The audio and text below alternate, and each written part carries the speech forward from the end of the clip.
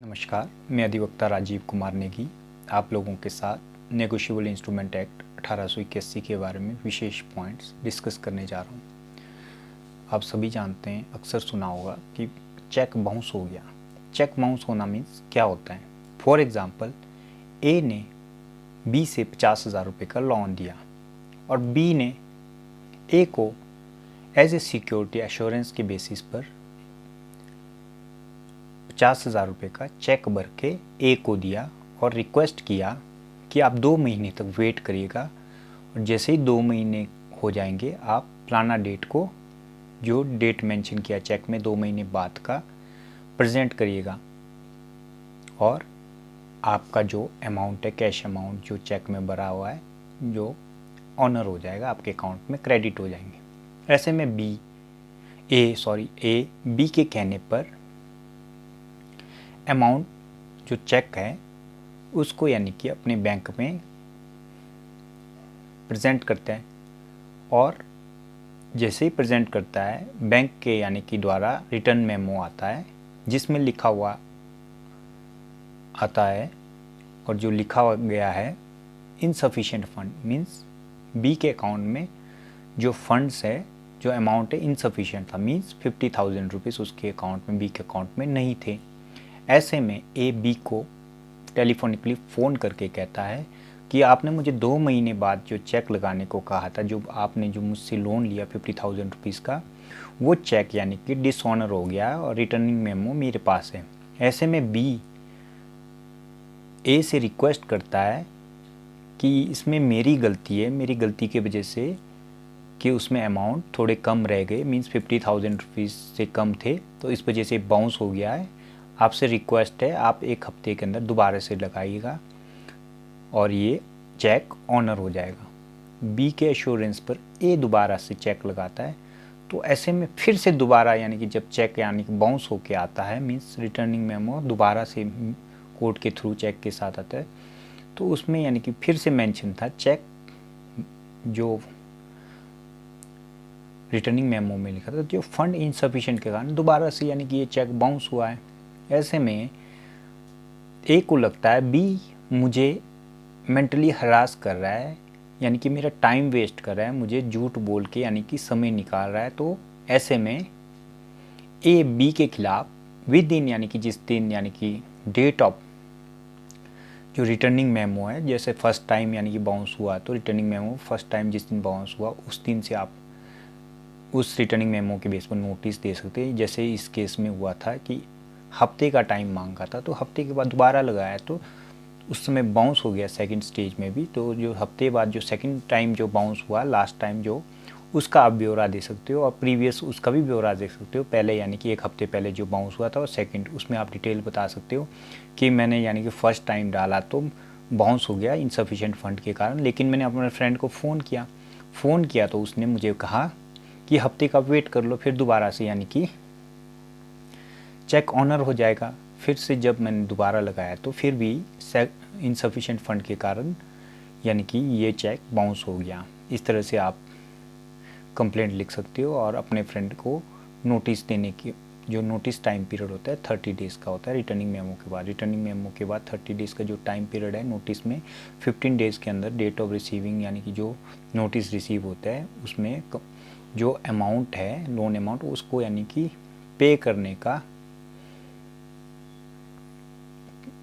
करने के लिए नोटिस में लिखा होता है। जैसे ही यानी कि एक्यूज वो रिस्पोंडेंट यानी कि नोटिस रिसीव करता है 30 डेज़ के अंदर, 15 डेज़ के अंदर, रिसीविंग और नोटिस के अंदर 15 डेज़ स्पेसिफिक है, 15 डेज़ के अंदर पेमेंट आपको नहीं करता है, तो जिस दिन 15 डेज़ कंप्लीट होते हैं नोटिस रिसीविंग के बाद, जो उसके बाद यानी कि 30 डेज़ के अंदर यानी कि आप कंप्लेंट फाइल कर सकते हो। इसमें आपको विशेष ध्यान देना होता है, जो नोटिस जो टाइम पीरियड होता है जिस दिन रिटर्निंग मेमो मिलता है, सबसे बड़ी बात आपने याद रखना है, जो सबसे पहले तो चेक यानी कि प्रेजेंटेशन का जो टाइम होता है जिसमें चेक का डेट लिखा होता है, उसके 3 मंथ्स के अंदर यानी कि उस यानी कि डेट जो चेक मेंशन होता है उसके बाद के 3 मंथ्स, यानी कि जैसे जनवरी का है तो जनवरी से लेकर फरवरी 1 महीना, फरवरी के बाद फरवरी दूसरा महीना और मार्च यानी कि 30 से पहले यानी कि 3 मंथ्स के पहले आपको यानी कि प्रेजेंट करने होते हैं।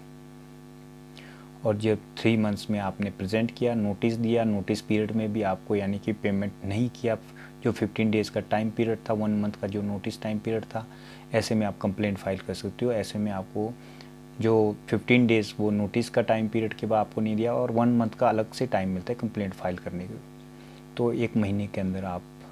कंप्लेंट फाइल कर सकते हो। 15 डेज़ ऐड होंगे और 1 मंथ अदर और अलग से ऐड होंगे, टोटल 45 डेज़ आपको मिलते हैं। 45 डेज़ में आप कंप्लेंट फाइल करते हो, और जैसे ही कंप्लेंट फाइल होती है तो कोर्ट यानी कि कॉग्निजेंस लेती है, और कॉग्निजेंस के बेसिस पर कोर्ट यानी कि समन करती है, क्योंकि ये समरी ट्रायल्स है तो समन एक्यूज़ को करती है, और रिस्पोंडेंट मीन्स एक्यूज़ ही है, तो समन करके उसको बुलाती है। तो जैसे ही उसको समन करके बुलाएंगे वो अपना जमानती लेके आएगा, जमानत पेश करेगा, जिसके नाम पर ज़मीन होना ज़रूरी है या तो प्रॉपर्टी हो, वो एश्योर करेगा जमानती में हर यानी कि डेट में यानी कि एक्यूज़ को पेश करूँगा। यदि ऐसा नहीं करूँगा तो उसका जो बॉन्ड भरा जाता है वो फॉरफिट हो जाएगा। तो इस बेसिस पर यदि समन रिसीव करने के बाद एक्यूज़ फिर भी कोर्ट में पेश नहीं होता है तो माननीय अदालत एक्यूज़ के खिलाफ वारंट यानी कि जारी कर सकते हैं, और वारंट जारी होते हैं उसको फिर भी नहीं आता है तो पुलिस उसको अरेस्ट करके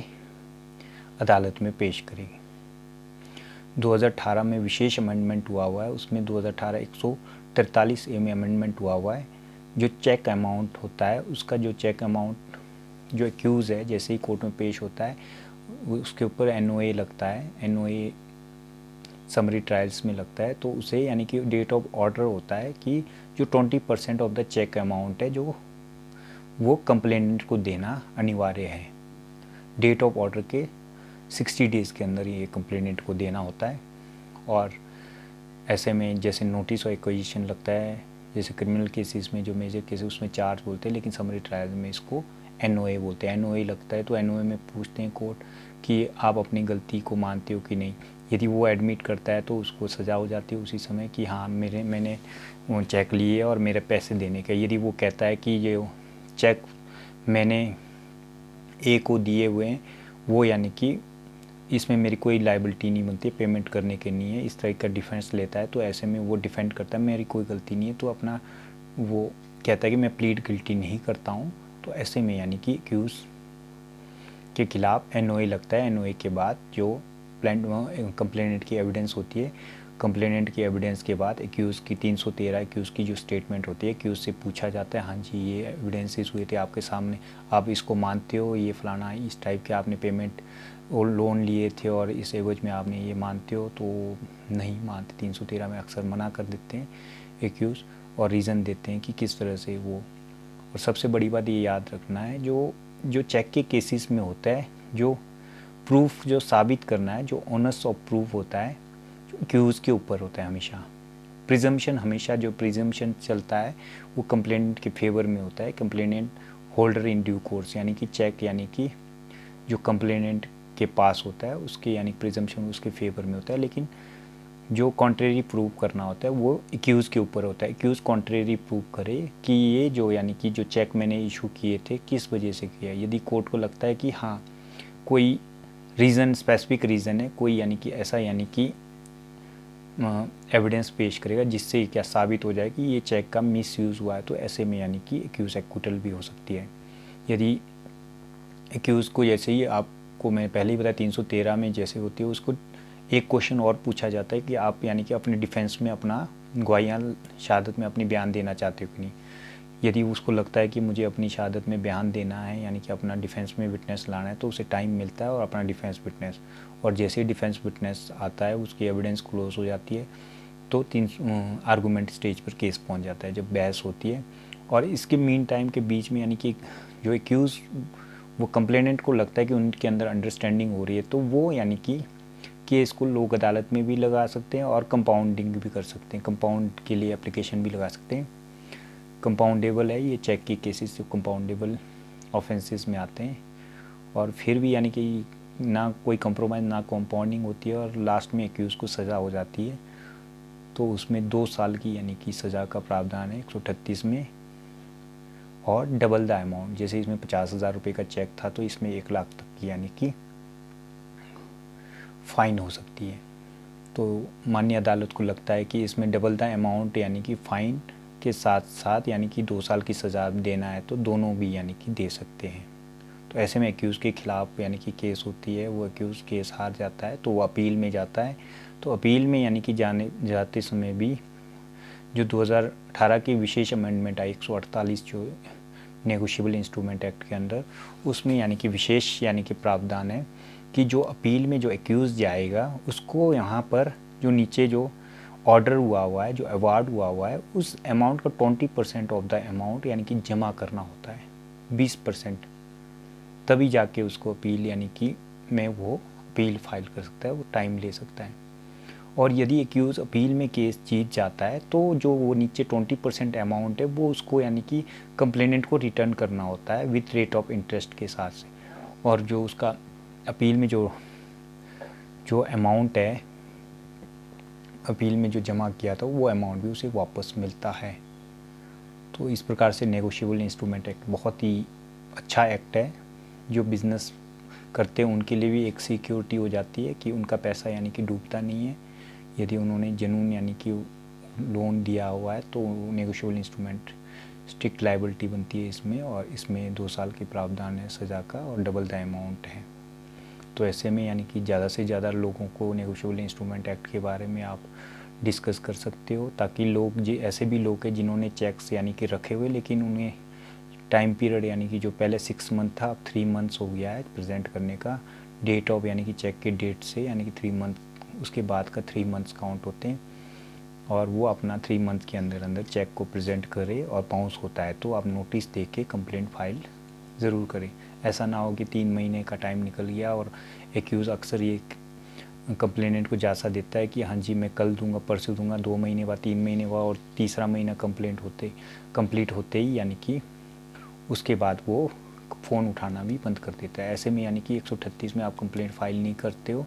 तो आपको अलग से यानी कि सिविल सूट में रिकवरी सूट फाइल करना है, जिसमें आपको कोर्ट फीस भी लग सकता है। जो सिविल सूट का जो प्रोसीडिंग होता है वो बहुत ही लंबा होता है और इस प्रकार से आपको मेंटली बहुत हरास होना पड़ता है। समझदारी है, आप 138 में आप फॉल करते हो तो आप इसका यानी कि जो लिमिटेशन पीरियड है और कॉज ऑफ एक्शन जब होती है विद इन टाइम यानी कि आप इस यानी कि एक्ट के यानी कि प्रोसीजर को समझते हुए कंप्लेंट फाइल करें। यदि आपको लगता है कि हाँ बाद में कॉम्प्रोमाइज़ होने वाले, आप कॉम्प्रोमाइज़ तो कभी भी कर सकते हैं, आप ड्यूरिंग दी ट्रायल जो आपकी जो केसेस चल रहे एविडेंस स्टेज में भी कर सकते हैं। इसलिए ये गलती कभी ना करें, किसी की कहने पर, एश्योरेंस पर आप 3 मंथ तक वेट कर सकते हो, उसके बाद यानी कि वेट कभी ना करें। इसलिए ज़्यादा से ज़्यादा लोगों में अवेयरनेस लाए 138 के प्रति, और किसी व्यक्ति के पास यदि ऐसा चेक है जो 3 मंथ्स का टाइम निकल चुका है तो लोगों को आप ये भी कह सकते हैं आप इसमें रिकवरी सूट भी फाइल करें, तो आप रिकवरी सूट भी ज़रूर फाइल करें ताकि एक्यूज़ इसका फ़ायदा ना ले और औरों को भी 138 का एक्यूज़ यानी कि मिस यूज़ करके औरों को भी यानी कि औरों के साथ फ्रॉड और चीटिंग ना करें। कई बार ऐसा होता है कि जो एक्यूज़ होता है वो किसी और का चेक दे देता है, वो कहता है कि मेरा ही चेक है। जब बाउंस होता है तब पता लगता है कि ये तो एक्यूज़ का नहीं है, कई बार उसकी वाइफ का है। ऐसे में आप यानी कि एक्यूज़ के खिलाफ़ क्रिमिनल यानी कि कंप्लेंट भी दे सकते हैं थाने में, इसने चीटिंग किया मेरे साथ, फॉर्जरी किया हुआ है इसने, तो ऐसे में उसके खिलाफ़ भी यानी प्रोसीडिंग चल सकती है। और उसमें आप वाइफ को भी पार्टी बना सकते हो और पति को भी, क्योंकि हस्बैंड और वाइफ ने मिलकर मुझे इस टाइप के यानी कि चेक दिया हुआ है, तो ऐसे में यानी कि अलग से यानी कि कंप्लेंट भी फाइल कर सकते हैं। इसी के साथ आप लोगों का बहुत बहुत धन्यवाद जो अपना प्रीशियस टाइम मेरे जो लेक्चर सुनने को